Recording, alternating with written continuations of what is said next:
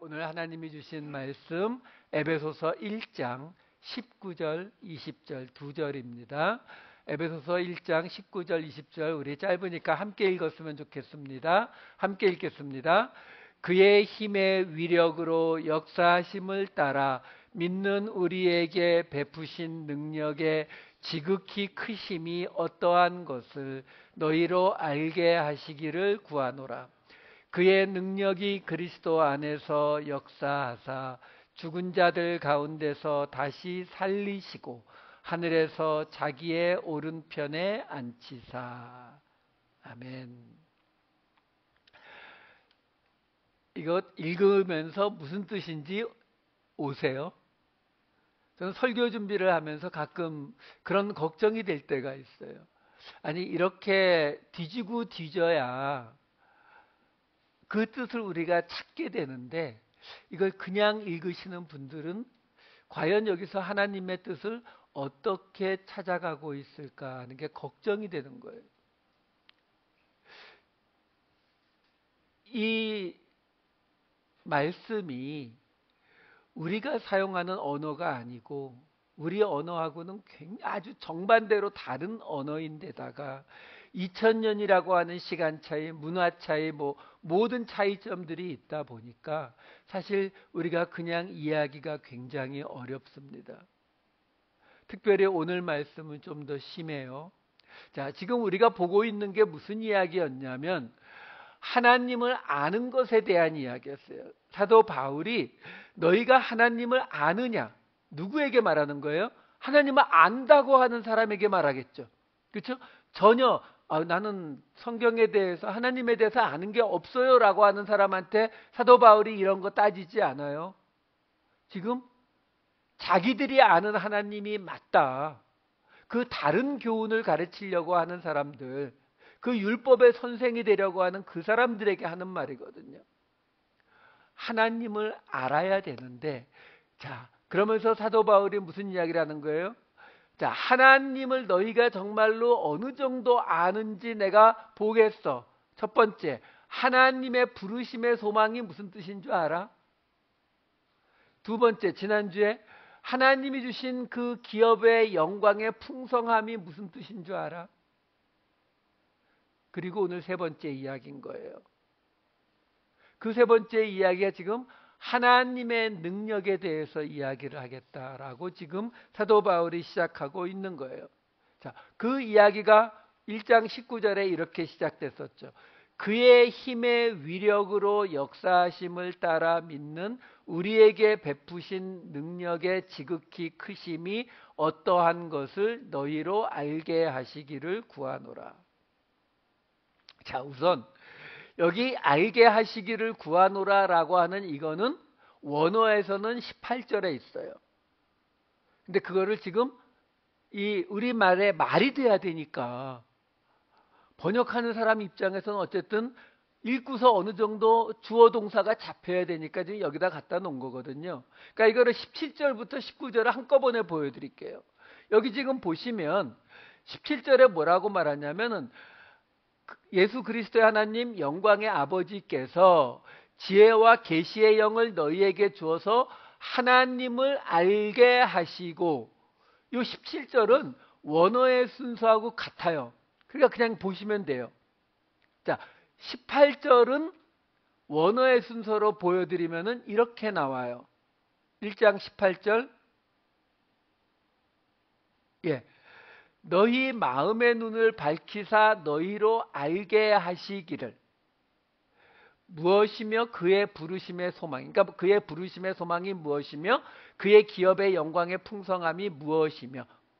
그러니까 지금 여러분 항상 아셔야 되는 게, 전에도 말씀드렸죠. 한국어와 일본어를 제외하고 대부분 전 세계의 큰 언어, 조그만 언어까지는 제가 모르겠고 큰 언어들은 어느 언어나 자기가 중요하다 생각되는 걸 앞에 말해요.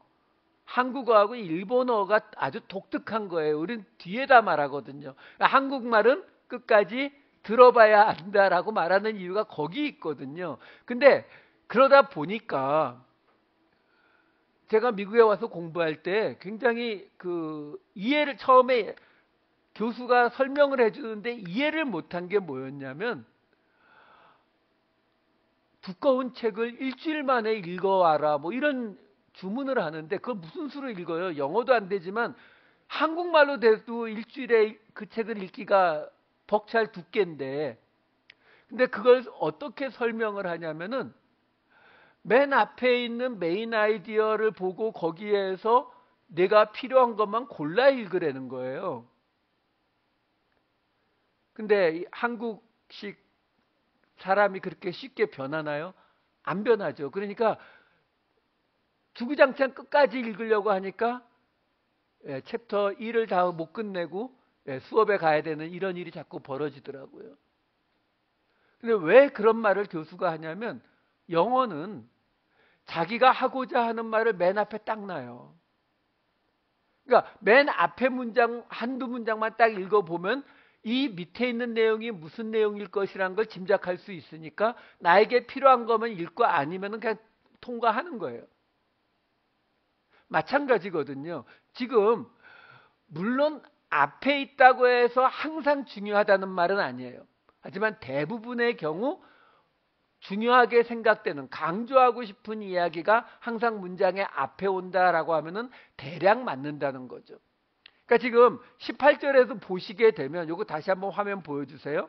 지금 원어 순서대로 하면 앞에 뭐가 있어요? 너희 마음의 눈을 밝히사 너희로 알게 하시기를, 이게 들어가 있는 거예요. 그러면 아까 앞에 있었던 17절하고 우리가 함께 보게 되면은, 예수 그리스도의 하나님 영광의 아버지께서 지혜와 계시의 영을 너희에게 주사 하나님을 알게 하시고 너희 마음의 눈을 밝히사 너희로 알게 하시기를 원한다, 이 말이거든요. 그러니까 그래서 지난번에도 말씀드렸지만 이 이야기의 가장 중요한 것은 하나님을 알기를 너희가 원한다라는 이 말을 지금 하고 있는 거예요. 그러면 그 다음에 따라오는 게 바로 18절에서 부르심의 소망에 대해서 너희가 알기를 원한다, 기업의 영광의 풍성함에 대해서 알기를 원한다, 이 두 가지를 말했고, 자, 오늘 볼 19절만 따로 보여주세요. 여기선 지금 역시 원어의 순서를 보여드리면 이렇게 돼요. 그리고 어떤 것을 그의 능력의 지극히 크심이 믿는 우리에게 베푸신 역사하심을 따라 강력으로 그의 힘에. 자, 여기서 보시면 이 19절에서 가장 사도 바울이 지금 강조하려는 게 뭐라고요? 그의 능력, 하나님의 능력이 지극히 크다는 것, 그걸 너희가 알기를 원한다라는 거예요. 유대인들이 그걸 모르겠어요? 당연히 알죠. 근데 사도 바울은 지금 유대인들이 알고 있는 그 하나님의 능력이 지극히 크시다는 거 말고 다른 이야기를 또 하려고 하는 거예요. 자, 그러니까 가장 중요한 거는 하나님의 능력이 지극히 크시다는 걸 말하려고 하는데, 그 다음에 뭐라고 나오냐면은 믿는 우리에게 베푸신 역사하심을 따라 강력으로 그의 힘이. 자, 이게 문제죠. 이 화면 다시 한 번만 보여주세요. 여기 지금 본래 우리 성경에 보면 뭐라고 나와요? 그의 힘의 위력으로 역사하심을 따라 믿는 우리에게 베푸신 능력의 지극히 크심이 어떠한 것을 너희로 알게 하시기를 구하노라. 여기요, 지금 힘이라고 나온 단어, 위력이라고 나온 단어, 역사하심이라고 나온 단어, 그리고 능력이라고 번역된 단어, 이 네 가지 단어가요 다 비슷비슷한 단어들이에요. 무슨 말이냐면, 여기 지금 맨 처음에 나오는 그의 힘의 능력으로라고 지금 나오는데, 그 힘의 능력이, 그 힘이라고 하는 단어가 어디서 나오는 단어냐면은, 힘이라고 하는 단어가 이스키스라고 하는 단어예요. 그리고 위력이라고 나오는 단어가 크라토스, 그리고 역사하심이라고 나오는 단어가 에넬게이야, 그리고 능력이라고 하는 단어가 디나미스라는 단어예요. 아마 여러분들이 이 중에 마지막 디나미스는 들어본 적이 있을 거예요. 근데 이 단어들의 뜻이 다 어떤 뜻이냐면 힘, 능력, 세력, 권력, 뭐 이런 뜻이에요. 그러니까 첫 번째 뜻은 그래도 뒤에 있는 뜻들을 보게 되면 거의 같아요. 결국은 다 힘, 능력, 권력 뭐 이런 뜻들이 막 섞여 있는 단어들이거든요. 그런데 왜 사도 바울은 지금 그 힘 혹은 능력 뭐 이런 식으로 번역이 되는 단어를 4개를 이 한 절에다가 집어넣었느냐라는 거죠. 그러다 보니까 번역하려고 하는 사람이 이게 거의 비슷한 단어다 보니까 하나는 힘으로 하나는 능력으로 번역하고 나니까 나머지 갈 데가 없어서 위력, 어떤 데는 강력이라고 번역한 것도 있어요. 그리고 역사하심 뭐 이렇게 우리가 잘 안 사용하는 단어까지 동원해서 지금 번역을 해놓은 거거든요. 그러니까 그러면 읽는 우리는요, 이게 이해가 되냐고요? 이해가 안 되잖아요. 그래서 지금 사도 바울이 지금 이 말을 이런 식으로 지금 설명하는 이 방식을 우리가 먼저 이해해야 되는 이유가 여기에 있다고요.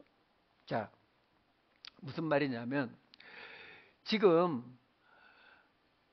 요 19절 말씀 다시 한번 화면으로 보여주세요. 여기 지금 우리에게 베푸신 가장 중요한 게 그거라고 했죠. 그의 능력의 지극히 크심이 어떠한 것, 이걸 지금 알려주려고 하는 거거든요. 근데 여기서 지극히 크심, 지극히라고 지금 번역이 되어 있는 이 단어가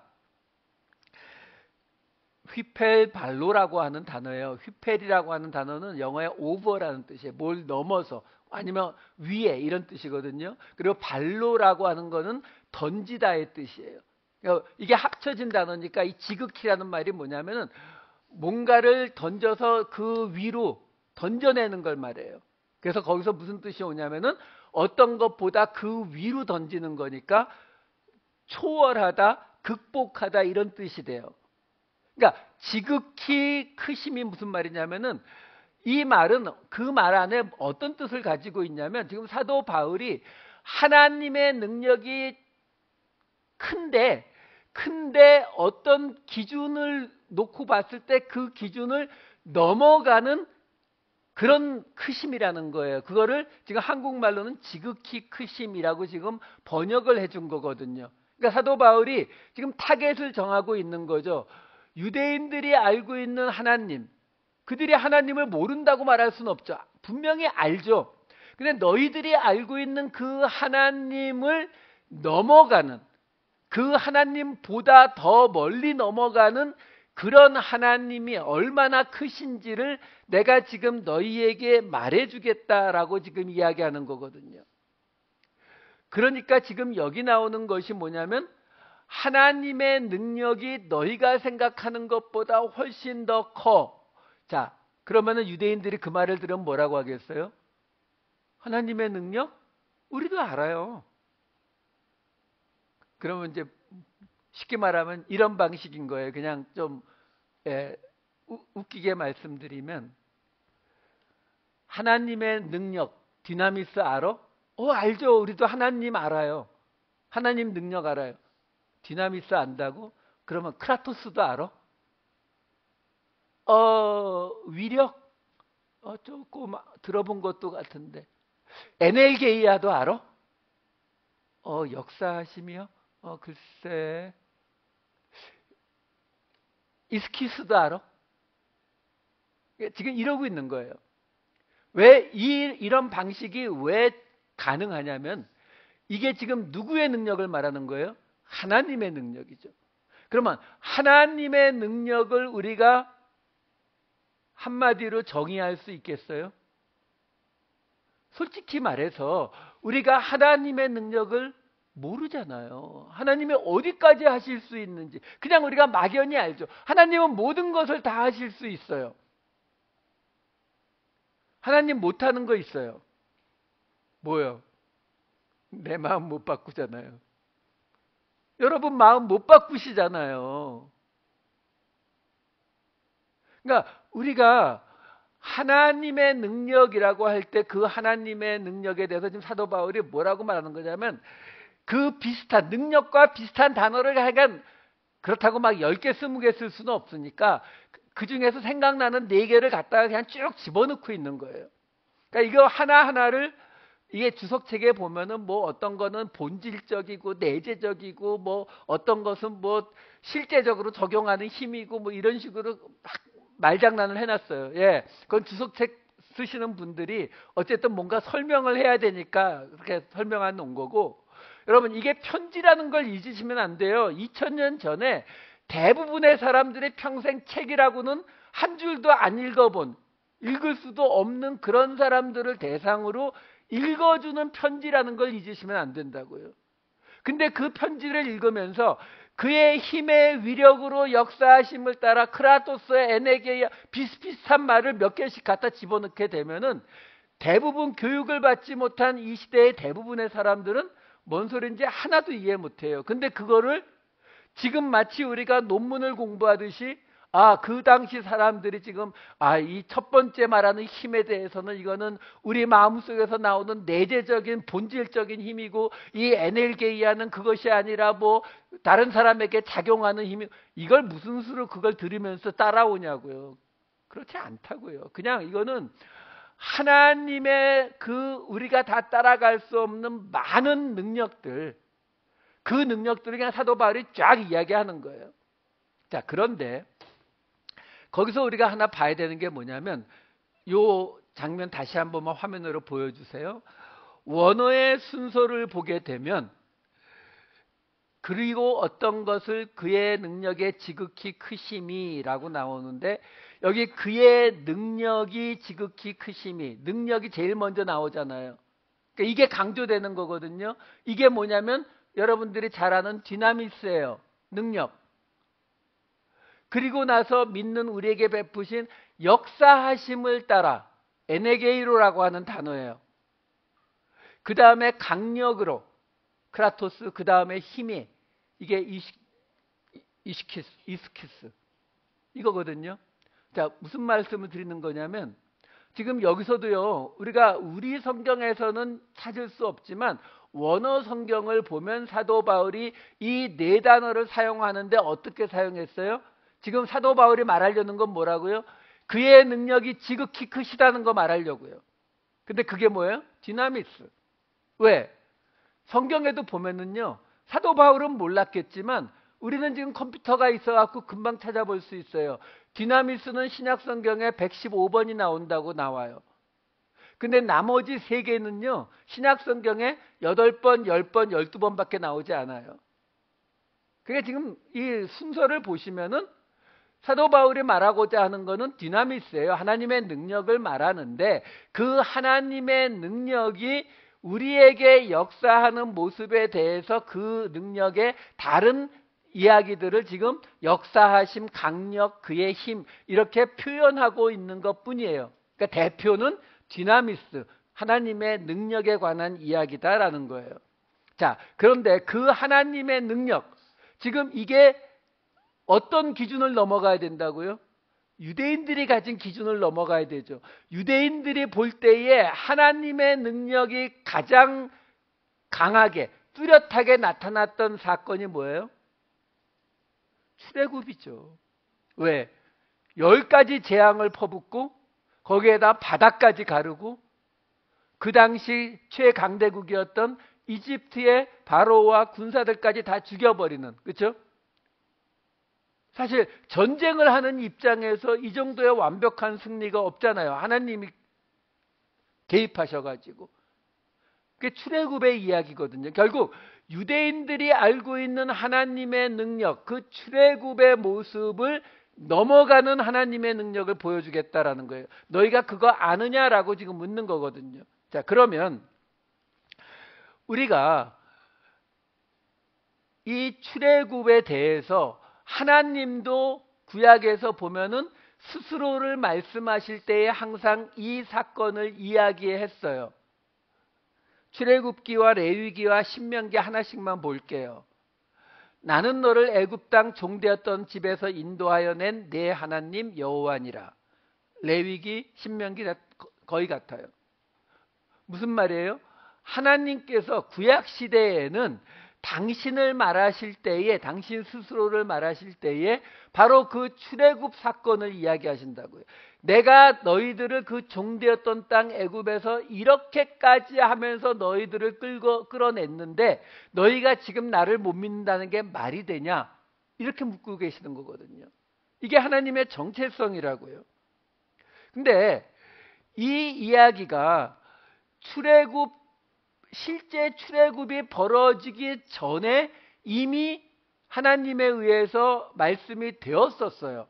출애굽기 6장 6절과 7절을 보면 그러므로 이스라엘 자손에게 말하기를 나는 여호와라 내가 애굽 사람의 무거운 짐 밑에서 너희를 빼내며 그들의 노역에서 너희를 건지며 편팔과 여러 큰 심판들로서 너희를 속량하여 너희를 내 백성으로 삼고 나는 너희의 하나님이 되리니 나는 애굽 사람의 무거운 짐 밑에서 너희를 빼낸 너희의 하나님 여호와인 줄 너희가 알지라. 자, 여기에 보면 이거 아직 출애굽 벌어지기 전이에요. 근데 여기서 하나님이 이미 무슨 말씀을 하냐면 이 출애굽 사건을 통해서 하나님이 원하시는 것을 말해주고 있죠. 그게 뭐예요? 7절 앞에 너희를 내 백성으로 삼고 나는 너희의 하나님이 되겠다는 거죠. 이게 우리가 지난주에 이미 보았던 거예요. 왜냐하면 요 바로 뒤에 따라 나오는 6장 8절에는 무슨 말씀이 있었냐면 내가 아브라함과 이삭과 야곱에게 주기로 맹세한 땅으로 너희를 인도하고 그 땅을 너희에게 주어 기업을 삼게 하리라 나는 여호와라 하셨다라. 여기 땅을 기업으로 준다는 말이 나오잖아요. 이거 지난번에 어떻게 설명드렸어요? 이것 때문에 하나님이 이스라엘 백성을 자기 백성으로 갖는 게 뭐가 된다고요? 분깃, 할당, 몫이 된다 그랬죠. 왜? 이스라엘 백성에게는 땅을 주고 하나님은 이스라엘 백성을 갖는, 나눠 갖는 모습이기 때문에 이래서 분깃으로 해석이 되는 것이라고 말씀을 드린 거거든요. 자, 그렇게 했던 모습에서 실제 출애굽이 일어나고 나서 모세가 부르는 노래가 출애굽기 15장에 나오는데 거기 보시게 되면 이렇게 나옵니다. 15장 2절, 4절, 6절을 보는데 여기에 다른 건 안 보고요. 그냥 이 빨간색으로 표시된 것만 보여드릴게요. 여호와는 나의 힘이요 나의 구원. 4절에 최고의 지휘관들이 홍해에 잠겼고 6절에 주의 오른손이 권능, 오른손이 원수. 그 다음에 나오는 12, 13, 17절 보시면 주께서 오른손을 드신 즉 13절에 주의 힘으로 주의 거룩한 처소에 들어가게 하나이다. 17절에 주의 기업의 산에 주의 처소로 주의 성소로. 자, 여기 지금 빨간색으로 표시되어 있는 부분들이 출애굽을 이루고 모세가 하나님을 찬양하는 장면인데 여기에 지금 빨간색으로 표시된 단어들을 보시게 되면은 힘, 권능 이런 뜻의 단어들이 있고 또 이 지휘관, 원수 이런 걸 말하는 단어들이 있었고 그 다음에 처소, 성소, 기업 이런 걸 말하는 단어들이 있었어요. 이 중에 오늘은 힘, 권능 요것만 볼 거예요. 다음 주에 여기에 나오는 이 나머지 것들이 왜 빨간색으로 표시가 됐는지는 다음 주에 볼 겁니다.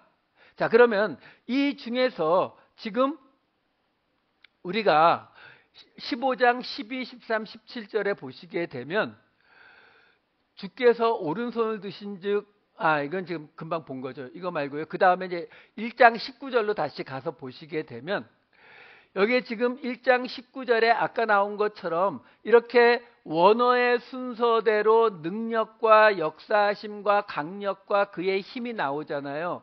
이 모습들이 출애굽기에 보시게 되면 어떻게 나오냐면 출애굽기 15장 2절과 6절과 13절 힘, 권능, 힘 이렇게 나오는데 이 단어들이 히브리어로는 서로 달라요.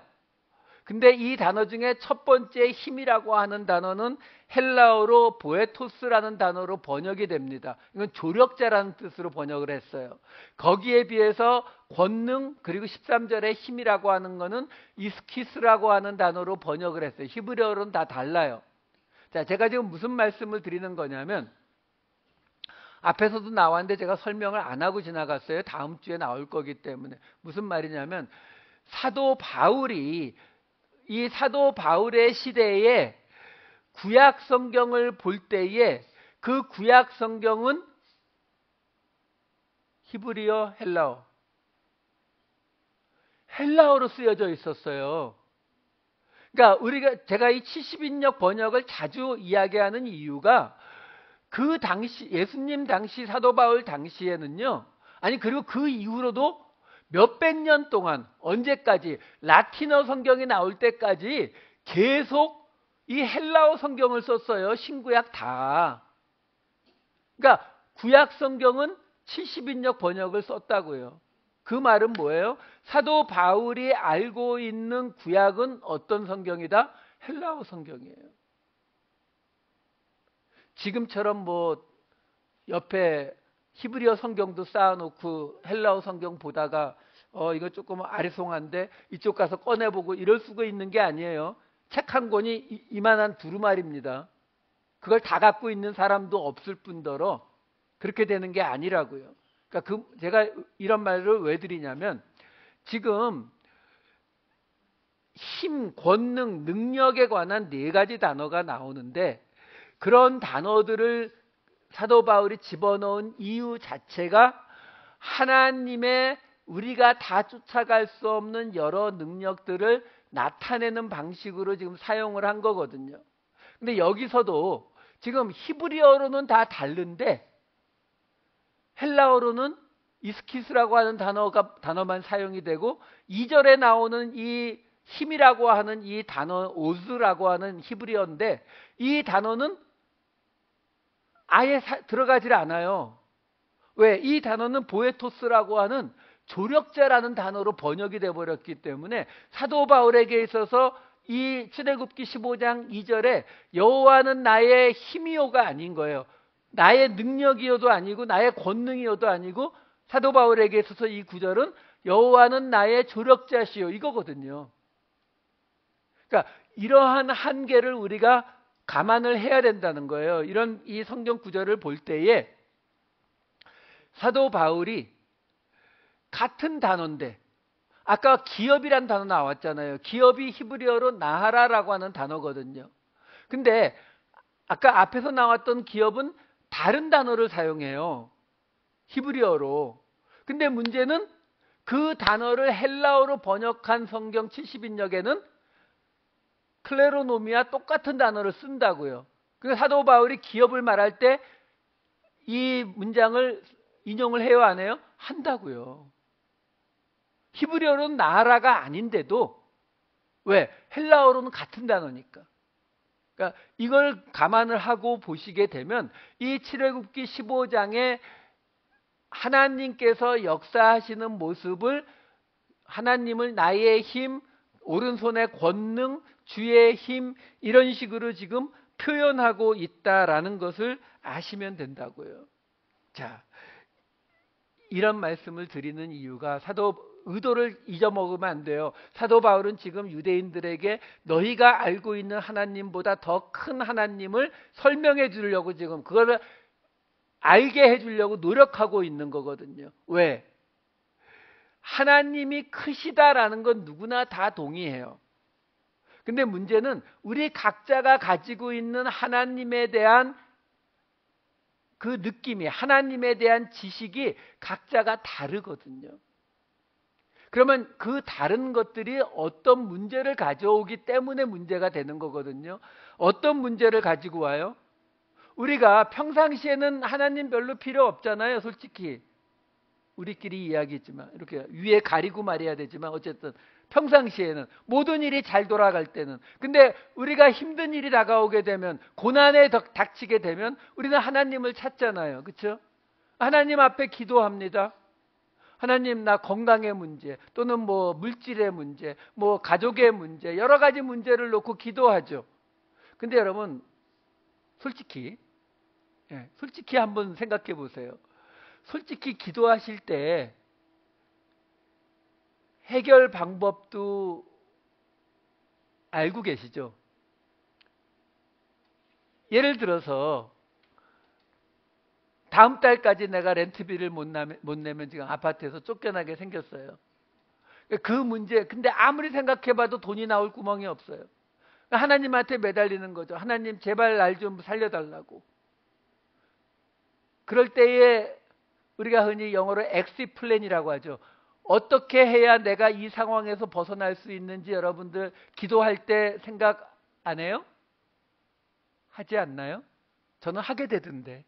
하나님, 렌트비 10월 30일까지 10,000불 내야 되니까 적어도 송금하는 시간까지 합해서 27일까지는 책으로 보내주실 거면 27일까지, 제일로 보내주실 거면 29일까지. 그때까지 10,000불. 혹시 11월 5일이 넘을 것 같으면 10% 페널티까지. 이거 계산 안 하세요? 계산하시잖아요. 무슨 말이냐면 우리가 하나님의 능력을 믿는다고 하지만 우리는 그 하나님께 기도하는 것은 전혀 문제가 안 돼요, 여러분. 제가 이런 식으로 약간 농담처럼 이야기하면은 걱정되는 게, 그러면은 그런 문제가 있을 때는 하나님한테 기도하면 안 되는 건가? 아니요. 당연히 기도해야 됩니다. 우리가 하나님을 아버지라 부르고 우리가 아들이라고 하는데 그거 기도 못하면 안 되죠. 단지 이렇게 예를 들어 드릴게요. 내가 비즈니스를 하는데 다음 달까지 10만 불이 없으면 비즈니스가 망하게 됐어요. 이 비즈니스가 망하면은 먹고 살 길이 전혀 없어요. 그래서 어떻게 해요? 하나님께 간절히 기도했어요. 예, 그 속에 어떤 플랜이 짜있든 안 짜있든 하여간 간절히 기도했어요. 하나님, 다음 달 말까지 10만 불이 없으면 나 망하게 됩니다. 제발 살려주세요 하고 열심히 기도했어요. 근데 기도해 보신 분들은 알겠지만 어떻게 된다고요? 응답 없죠. 비즈니스 망해요. 그거 어떻게 하겠어요? 먹고 살아야 되니까 할 수 없이 노동판이라도 가서 열심히 일하면서 먹고 살았어요. 열심히 일하면서 다시 저축하고 해서 한 10년쯤 지나가지고 다시 그 모은 돈을 가지고 다시 비즈니스를 시작해서 이번에는 부자가 됐어요. 자, 이 경우에 그 사람이 하나님 앞에 다음 달까지 10만 불 필요하다고 했던 기도의 응답이 온 거예요, 안 온 거예요? 이걸 좀 생각해 보실 필요가 있다고요. 왜? 우리는 어떤 기준을 가지고 있어요? 내가 원하는, 내가 생각하는 플랜대로 하나님이 응답해 주시기를 원하죠. 근데 그 플랜에 안 맞으면 응답했다고 생각하지 않아요. 자, 지금 우리가 이야기하고 있는 게 하나님의 능력에 관한 거예요. 그러니까 우리는 다음 달까지 내게 10만 불이 생기지 않으면 그 다음에는 하나님도 나를 구원해 줄 수 없다라고 생각하는 거라고요. 지금 유대인들이 하나님을 알잖아요. 그렇죠? 그 중에 공부 잘했던 유대인은 어쩌면 바울보다 더 많은 걸 알 수도 있잖아요. 바울이 무조건 모든 거에 탑은 아니었을 테니까. 그러면 그 유대인들이 아는 하나님보다 그 하나님을 넘어가는 더 크신 하나님을 지금 보여주겠다라고 하면서 사도 바울이 무슨 이야기를 끌고 가고 있는 거예요? 너희들이 지금 율법을 지키지 아니하면, 그렇죠? 율법을 지키지 아니하면은 구원받지 못한다. 너희들 지금 돼지고기 먹으면 안 되고 뭐 이거 하면 안 되고 이거 하면 안 되고 지금 그렇게 말하고 있는데, 너희가 뭐 쉽게 말씀드려서 삼겹살을 먹으면 하나님의 능력이 삼겹살을 못 넘어간다는 거죠. 한마디로 말하면. 왜? 삼겹살을 먹으면 부정해지니까 하나님으로부터 버림받는다라는 게 유대인들이 알고 있는 하나님이잖아요. 그 말은 그들이 알고 있는 하나님의 능력은 삼겹살을 못 넘어가는 하나님의 능력이죠.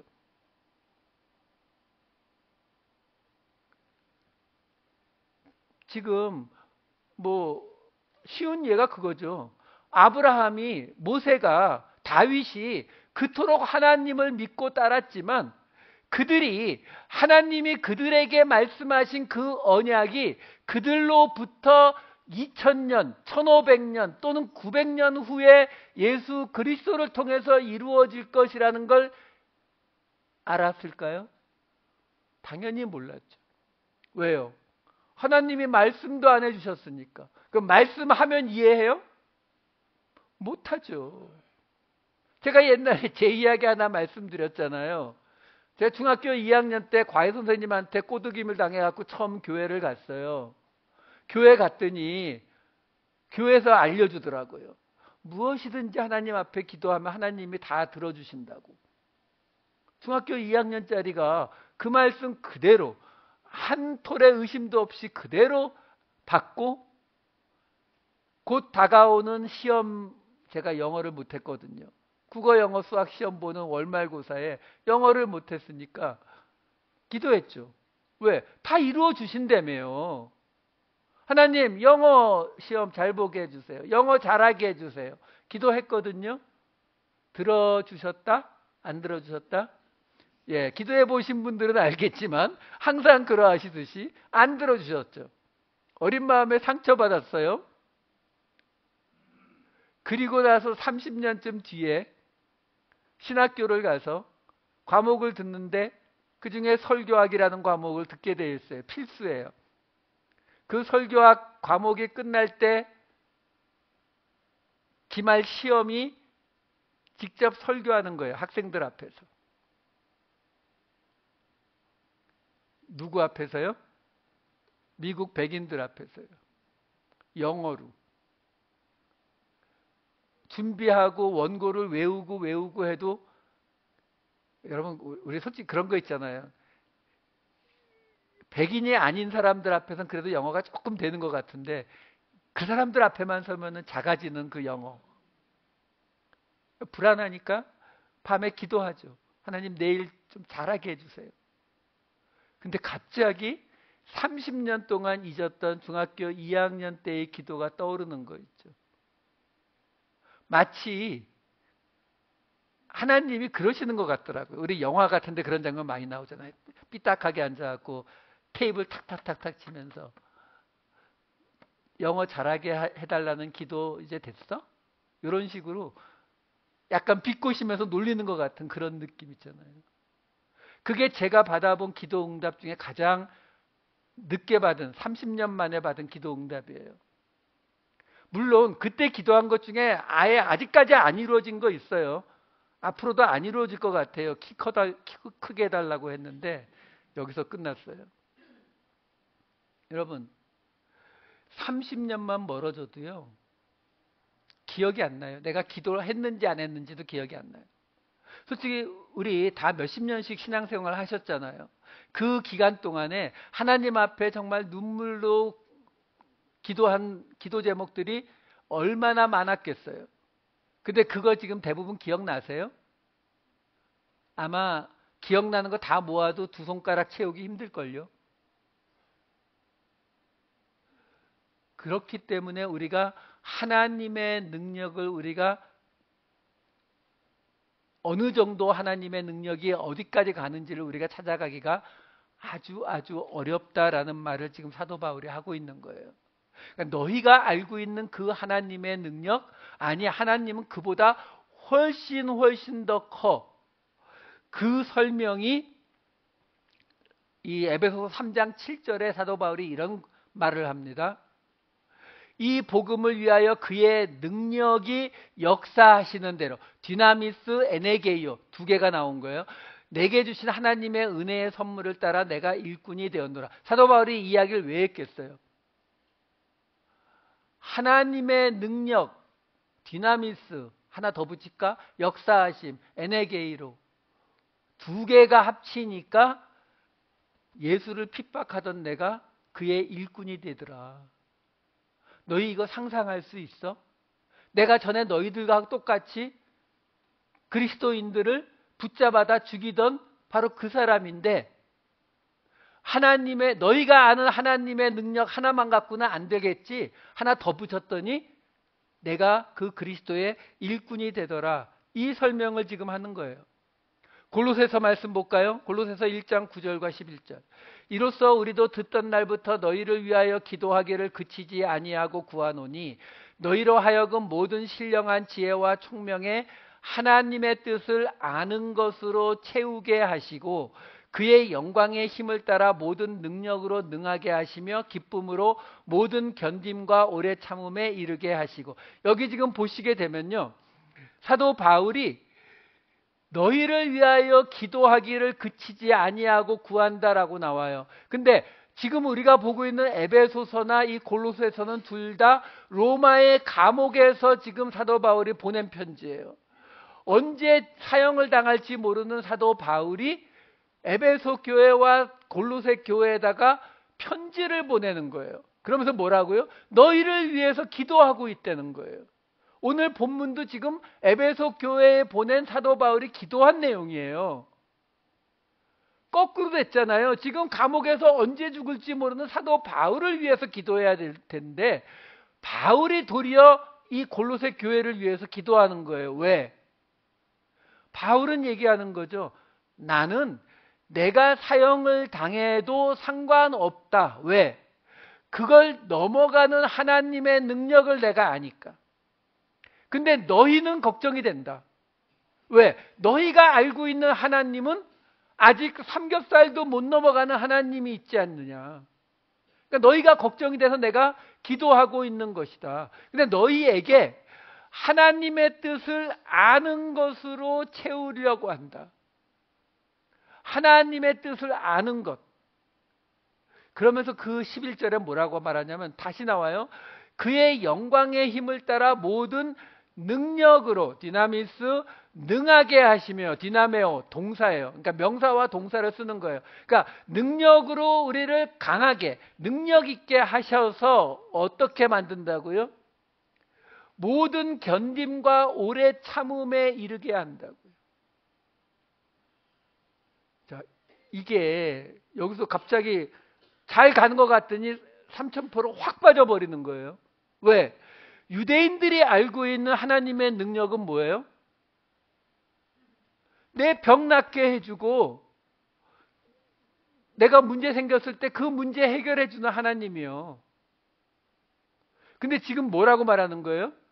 문제를 해결해 주는 게 아니라 내가 겪고 있는 그 고난 속에서 견디고 오래 참게 하는, 그게 뭐라고요?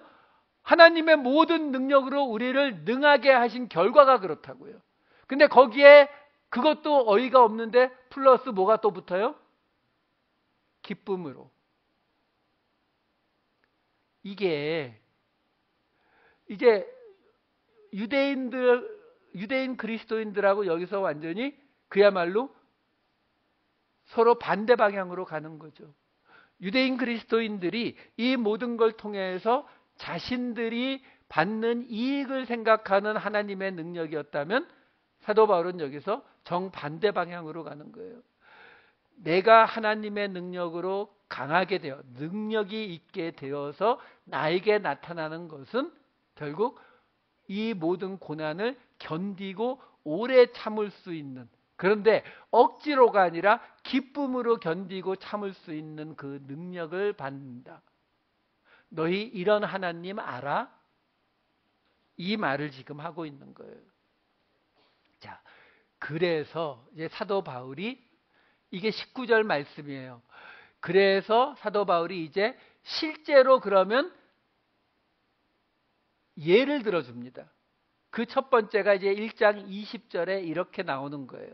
그의 능력이, 이것도 다 디나미스예요. 대표기 때문에 능력이 그리스도 안에서 역사하사 다시 나왔죠. 에네게이로 죽은 자들 가운데서 다시 살리시고, 오른편에 앉히시는 건 다음 주에 할 거예요. 자, 여기에 그의 능력이 그리스도 안에서 역사하사 이런 부분들이 원어를 보게 되면은 우리가 이게 지금 사도 바울이 앞에서 한 이야기를 이어가고 있구나는 걸 알 수가 있어요. 왜 그러냐면 아까 앞에서 무슨 얘기가 나왔냐면 맨 앞에 지극히 크신 능력 디나미스가 대표로 나오고 그리고 저 뒤에 가서 한꺼번에 세 개가 쭈루루 나왔잖아요. 그 중에 첫 번째가 에네게이로였어요. 그리고 두 번째가 크라토스, 세 번째가 이스키스거든요. 그러니까 지금 사도 바울이 이걸 다 반복할 수 없으니까 그의 능력이 디나미스 대표로 말하고 그리스도 안에서 에네게이로 역사하사 이 순서를 그대로 밟아주는 거예요. 그러니까 이 내용은 앞의 내용과 같은 내용을 지금 이야기하고 있는 거다. 하나님의 능력이 역사하는 모습이 첫 번째가 뭐로 나와요? 죽은 자들 가운데서 다시 살리시는 것. 부활. 왜? 물론 구약에서는 부활이 없어요. 그렇죠? 구약에서 죽었다가 살아난 수냄 여인의 아들은 있는데 우리가 그거는 부활이라고 하지 않잖아요. 그렇죠? 그런 점에서 사도 바울이 부활을 이야기했느냐? 아니라는 거예요. 그게 아니라 지금 여기서 말하는 이 부활은 어떤 의미에서 사도 바울이 말하고 있느냐? 하나님, 지금 이 이야기가 부활 이야기가 왜 나왔어요? 하나님의 능력에 대해서 말해주느라고요. 근데 하나님의 능력은 왜 나왔어요? 하나님을 아는 것이 뭔지를 말해주려고요. 그럼 하나님을 안다는 게 뭐예요?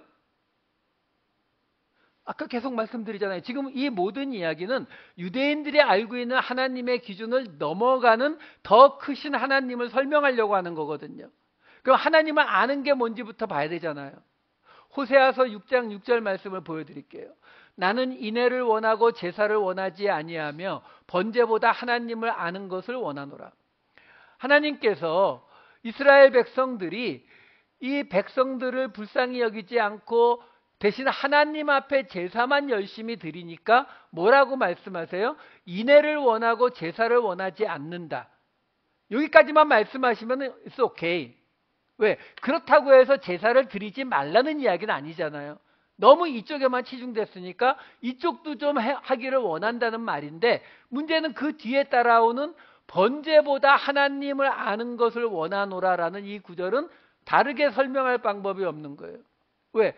번제, 제사, 지금식으로 말하는 예배. 예배보다 하나님 아는 것을 원한다. 아니 하나님을 아니까 예배 드리러 온 건데 예배보다 하나님 아는 것을 원한다라는 말이 도대체 무슨 말이냐라는 거죠. 그 말을 고린도후서에서 이렇게 말합니다. 고린도후서 10장 3절에서 5절. 우리가 육신으로 행하나 육신에 따라 싸우지 아니하노니 우리의 싸우는 무기는 육신에 속한 것이 아니요 오직 어떤 견고한 진도 무너뜨리는 하나님의 능력이라. 그러니까 하나님의 능력은 모든 것을 무너뜨린다는 거예요. 모든 이론을 무너뜨리며 하나님 아는 것을 대적하여 높아진 것을 다 무너뜨리고 모든 생각을 사로잡아 그리스도에게 복종하게 하니. 그러니까 하나님의 능력은 그 어떤 견고한 진 모든 이론을 다 무너뜨리는데 그 중에 하나를 뭘 말하냐면 하나님 아는 것을 대적해서 높아진 것.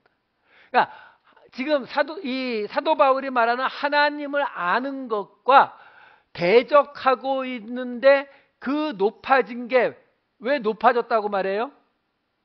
자기들이 아는 하나님 아는 게 이것보다 더 높다고 보니까요. 사도 바울이 말하는 복음이 말하는 하나님의 능력이 자기들이 보는 하나님의 능력보다 아래라고 보는 거거든요. 그러니까 교회 안에 있는 유대인 그리스도인들이 뭘 주장한다고요? 예수를 믿지 말라는 게 아니잖아요. 지금 교회에게 보낸 거예요. 예수를 믿는데 하나님이 주신 계명들이 있다. 그 중에서 할례를 받는다든가 또는 뭐 안식일을 지킨다든가 이런 것들은 너희도 지켜야 된다. 왜? 예수님은 하나님 밑에 서브 아니냐는 거죠. 서브. 그러니까 이것도 지키고 이것도 지켜라 이렇게 말하고 있는 거거든요. 이게 바로 지금 사도 바울이 하나님 아는 것을 대적하여 높아진 것, 그것을 하나님의 능력으로 무너뜨린다라는 거예요. 그렇게 볼 수 있는 이유가 이 바로 앞에 있는 2절 말씀이 이렇게 되어 있었거든요. 또한 우리를 육신에 따라 행하는 자로 여기는 자들에 대하여 내가 담대히 대하는 것 같이 너희와 함께 있을 때에 나로 하여금 이 담대한 태도로 대하지 않게 하기를 구하노라.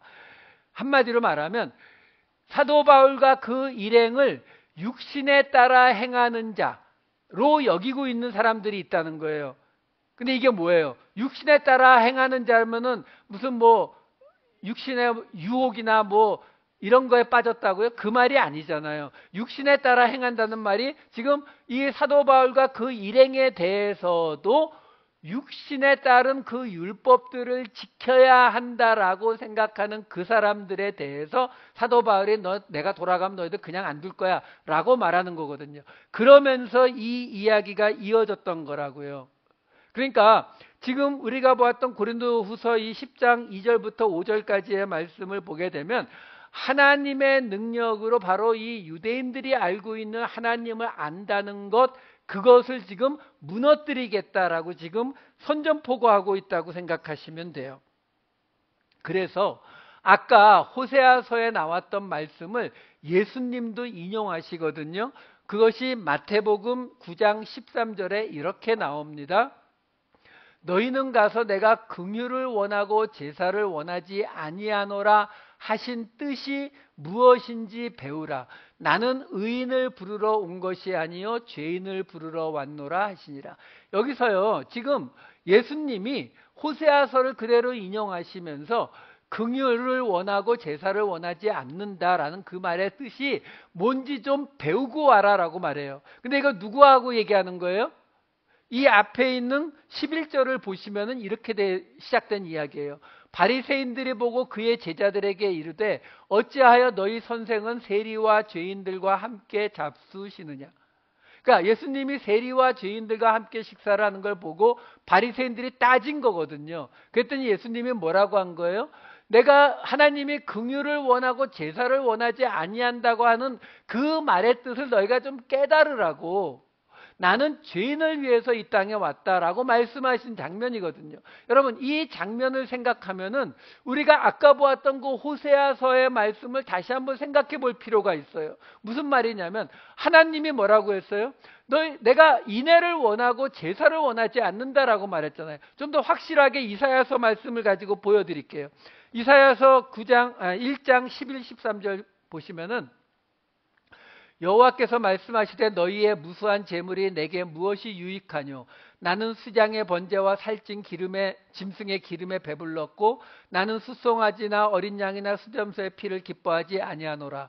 헛된 재물을 다시 가져오지 말라. 분향은 내가 가증히 여기는 바요 월삭과 안식일과 대회로 모이는 것도 그러하니 성회와 아울러 악을 행하는 것을 내가 견디지 못하겠노라. 그러면서 지금 하나님이 이 이스라엘 백성들이 드리는 제사와 그 다음에 안식일 지키고 이런 걸 그 꼴을 못 봐주겠다는 거예요. 악을 같이 행하니까. 그러니까 그러지 말라는 말씀이 그 다음에 따라오는 이사야 1장 16, 17절에 이렇게 나와요. 너희는 스스로 씻으며 스스로 깨끗하게 하여. 성전에 가서 제사 드린 걸로 깨끗해졌다고 생각하지 말고 스스로 씻고 스스로 깨끗하라는 거예요. 바로 그 죄에서 돌이키라는 거예요. 내 목전에서 너희 악한 행실을 버리며 행악을 그치고 선행을 배우며 정의를 구하며 학대받는 자를 도와주며 고아를 위하여 신원하며 과부를 위하여 변호하라 하셨느니라. 자, 여러분, 여기 이것 말고도 예레미야서에도 있고 아모스서에도 있고 하나님이 끝없이 그 하나님 앞에 제사 드리고 절기 지키고 하는 이 율법에만 매달리는 유대인들에게 하나님이 끝없이 나 그런 거 필요 없고 제발 고아와 과부를 돌보라고 이 말씀을 한두 군데 하신 게 아니에요. 그런데 왜 안 듣죠? 아니 여러분, 지금 이스라엘 백성들이 하나님을 모르는 사람들이 아니잖아요. 그냥 우리가 생각할 때 이 유대인들 왜 이렇게 하나님의 뜻을 모를까? 왜 이렇게 하나님의 말씀을 안 따라올까? 여러분, 이사야, 예레미야 이런 선지자들이 이런 말씀을 외칠 때에 그 말씀을 이스라엘 백성들이 안 듣는 거예요? 이해하지 못한 거예요? 아니요. 다 이해한다니까요. 우리 예레미야서에 보면은 거짓 선지자 하냐냐가 나오잖아요. 그러니까 이쪽 주장하는 사람, 이쪽 주장하는 사람이 이렇게 나와서 사람들 앞에서 얘기할 정도로 듣는다니까요. 왜? 하나님의 선지자니까. 그런데 지금 우리가 봐도 너무나 뚜렷하잖아요. 하나님이 제사 원하지 않고 인애를 원한다고, 고아와 과부와 나그네를 돌보라고 그토록 이야기했는데 왜 안 들었냐는 거예요. 이걸 그냥 그 사람들은 나쁜 사람들, 못된 사람들, 또는 하나님을 제대로 알지 못해서 이렇게 생각하면 우리에게도 아무 의미가 없어요. 왜? 우리는 절대 나쁜 사람이 아니잖아요. 우리는 절대 못된 사람도 아니고 우리는 하나님을 알잖아요. 근데 이 이야기가 하나님을 아는 자들에게 주고 있는 말씀이에요. 왜 이스라엘은 이런 선지자들의 말씀을 들으면서도 돌이키지 않았을까요? 돌이킬 수 없었던, 고아와 과부와 나그네를 대접할 수 없었던 이유가 있죠. 왜요? 전에 말씀드렸잖아요. 예수님에게 와서 영생을 얻는 방법을 물어본 청년이 있었죠. 부자 청년. 그렇죠? 그 사람에게 예수님의 대답이 뭐였어요? 율법 지키라고요. 그랬더니 이 사람의 대답이 뭐였죠? 어려서부터 다 지켰나이다. 어떻게 그렇게 대답할 수 있었어요? 예수님, 보세요. 제가 타고 온 차. 이거 비싼 차 이름을 몰라고 갑자기 나오는 게 없네요. 뭘 할까요? 롤스로이스. 롤스로이스 타고 왔고요. 이거 크리스찬 디올이고요. 무슨 말이에요? 신명기 28장이잖아요. 하나님의 말씀을 듣고 순종하면 들어가도 복을 받고 나가도 복을 받고 떡반죽 그릇도 복을 받고 가축도 복을 받고 다 복을 받는다고요. 그러니까 그 신명기적 개념에서는 부자는 어떤 사람이에요? 하나님의 말씀을 듣고 순종한 자요. 그러면 고아와 과부와 나그네와 가난한 자는 어떤 사람이에요? 하나님의 말씀을 듣고 순종하지 않은 자요. 저주받은 자요. 그래서 이 선지자들의 말씀을 듣고도 그들을 도울 수 없었죠. 왜? 그들은 죄인이니까요. 그 얘기예요. 예수님이 세리와 죄인들과 식사를 했다. 거기 죄인은 어떤 사람들인데요? 죄인 이런 거 써 있어요? 아니죠. 누구나 죄인이 되죠. 왜? 예수님의 제자들조차 안식일에 미리삭을 까먹었다고 해서 밥 먹기 전에 손 안 씻었다고 해서 그 정죄를 받잖아요. 그러니까 그 모두가 죄인이 되기 때문에 그들이 이런 이사야나 예레미야의 말씀을 듣고도 그들에게 긍휼을 베풀 수 없었어요. 왜? 그들이 알고 있는 하나님의 기준은 내가 저 사람들하고 접촉하는 것 자체가 내가 부정해지는 거거든요. 내가 하나님을 떠나는 거라고 생각했거든요. 그래서 이 모습을 사도 바울뿐이 아니라 사도 요한은 요한복음에서 이런 말로 대신합니다. 요한복음 17장 2절과 3절. 아버지께서 아들에게 주신 모든 사람에게 영생을 주게 하시려고 만민을 다스리는 권세를 아들에게 주셨음이로소이다. 영생은 곧 유일하신 참 하나님과 그가 보내신 자 예수 그리스도를 아는 것이니이다. 바울은 좀 화끈한 면이 있다면 사도 요한은 조금 뒤끝이 긴 사람이에요. 그러니까 여기서 결국 무슨 말이에요? 유대인들이 생각하는 그 하나님을 알고 있는 것 갖고는 안 되고 하나님을 알아야 되는데 한마디 덧붙이죠. 알레테이아. 참 하나님, 진리의 하나님, 니들이 아는 하나님 가짜, 진짜 하나님을 알아야 되고 그리고 그리스도를 알아야 된다. 그래야 영생을 얻는 것이다 라고 하나님을 안다는 것에 대해서 다시 말하는 거예요. 그 말이 아까 우리 고린도후서 10장 5절에 보았던 바로 하나님 아는 것을 대적하여 높아진 것을 다 무너뜨리고 새로운 하나님 아는 것에 대해서 지금 사도 바울이 설명한 거죠. 그 말씀이 오늘 1장 20절과 골로새서 2장 12절을 대조해서 보여드릴게요. 그의 능력이 그리스도 안에서 역사하사 죽은 자들 가운데서 다시 살리시고, 부활이 그렇다. 하나님의 능력이 역사하신 결과가 그리스도의 부활이다라고 말하는데 골로새서 2장 12절에서는 이렇게 설명해요. 너희가 세례로 그리스도와 함께 장사되고 또 죽은 자들 가운데서 그를 일으키신, 이게 앞에 살리시고와 같은 단어예요. 지금 다르게 번역을 해놔서 그렇지. 그를 살리신 하나님의 역사를, 에네게로 또 나오죠. 믿음으로 말미암아 그 안에서 함께 살리심을 받았느니라. 자, 오늘 본문에서는 하나님의 능력이 역사하시니까 그리스도가 다시 살아나신 부활을 이야기했는데 왜 사도 바울이 여기서 부활을 끄집어 왔느냐? 골로새서 말씀에 보면은 그 부활이 예수님뿐만이 아니라 뭐라고 나와요? 함께 살리심을 받았느니라. 누가요? 우리요. 자, 이게 문제가 돼요. 왜 문제가 될까요?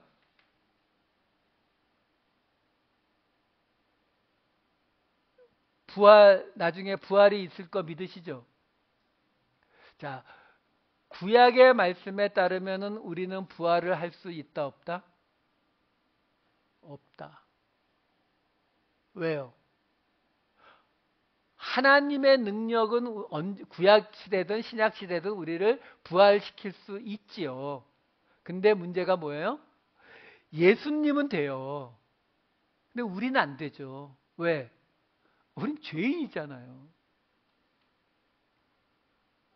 죄인이잖아요. 하나님의 능력이 우리한테 미치지 못한다니까요. 여러분, 예수님의 변화산 사건이 있잖아요.